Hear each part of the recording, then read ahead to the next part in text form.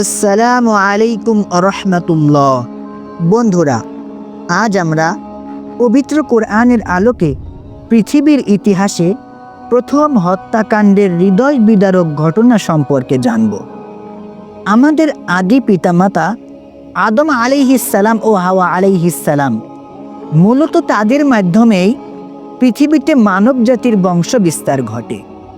তাদের দুই ছেলে হাবিল ও কাবিলের নাম আমরা কে না জানি, যাদের ঘটনা আল্লাহ রব্বুল আলামিন সরাসরি কোরআনুল কারিমে উল্লেখ করেছেন।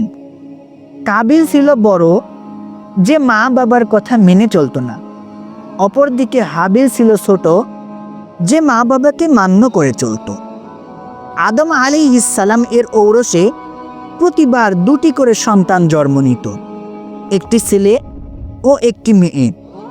প্রথমবারের ছেলের সঙ্গে পরের বারের মেয়ে ও প্রথমবারের মেয়ের সঙ্গে পরের বারের ছেলের বিয়ে হতো।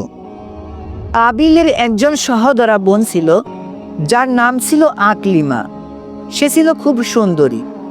নিয়ম অনুসারে এই আকলিমার সঙ্গে হাবিলের বিয়ে হওয়ার কথা ছিল, কিন্তু আকলিমা সুন্দরী হওয়ার কারণে কাবিল তাকে বিয়ে করতে চাইত। এদিকে আদম ও হাওয়া আলাইহিসসালাম নিয়ম অনুসারে আকলিমাকে হাবিলের সঙ্গে বিয়ে দিতে চাইলেন, কিন্তু কাবিল তা মানতে রাজি নন। এভাবে কাবিল নিজের মা বাবা এবং ভাইয়ের শত্রু হয়ে গেল। তাদের মধ্যে বেঁধে গেল বিবাদ। এই বিবাদ নিরসনের জন্য আল্লাহ রব্বুল আলামিন হুকুম দিলেন, তোমরা দুই ভাই কোরবানি করো। যার কোরবানি কবুল হবে তার সঙ্গে আকলিমার বিয়ে হবে। কিন্তু দেখা গেল আল্লাহ রাব্বুল আলামিন হাবিলের কোরবানি কবুল করলেন, আর কাবিলের কোরবানি কবুল করলেন না। এটি দেখে বড় ভাই কাবিল রেগে গেল। সে হাবিলকে বলল, আমি তোমাকে হত্যা করব। হাবিল বলল, আল্লাহ সৎ বান্দাদের কোরবানি কবুল করেন। এখন তুমি যদি আমাকে মারতে উদ্যত হও, তবে আমি তোমার গায়ে হাত তুলব না। অবশেষে একদিন বড় ভাই কাবিল ছোট ভাই হাবিলকে হত্যা করল।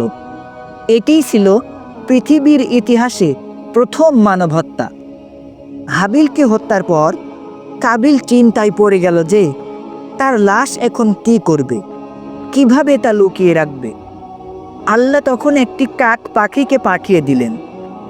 তখন কাবিল দেখতে পেল একটি কাক পাখি ঠোঁট দিয়ে মাটি খুঁড়ে অন্য একটি মৃত কাককে দাফন করছে।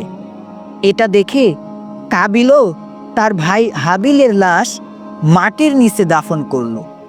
এই ঘটনা জানতে পেরে আদম ও হাওয়া আলাইহিসসালাম খুব কষ্ট পেলেন। কাবিল পরে তার ভুল বুঝতে পেরে অনুতপ্ত হয়েছিল।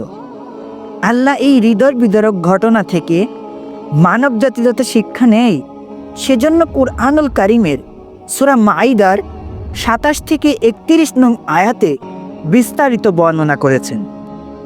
হাদিস শরীফের ভিতরে এসেছে, কিয়ামত পর্যন্ত এই পৃথিবীতে যত হত্যাকাণ্ড সংঘটিত হবে তার পাপের একটা অংশ এই কাবিলে আমল নামায় জমা হতে থাকবে। আল্লাহ আমাদেরকে এই ধরনের পাপ কাজ থেকে বিরত থাকার তৌফিক দান করুন, আমিন। তো বন্ধুরা, এই ঘটনা থেকে আমরা কয়েকটি শিক্ষা নিতে পারি। সেগুলো হলো তাকওয়া ও আন্তরিকতার গুরুত্ব, ঈর্ষা ও অহংকারের পরিণতি, মানব জাতিকে কাক পাখির মাধ্যমে দাফনের পদ্ধতি শেখানো। আজকের ভিডিওটি এই পর্যন্তই। আশা করি ভিডিওটি আপনাদের ভালো লেগেছে। ভালো লাগলে লাইক, কমেন্ট, শেয়ার করবেন এবং সাবস্ক্রাইব করতে ভুলবেন না। ধন্যবাদ।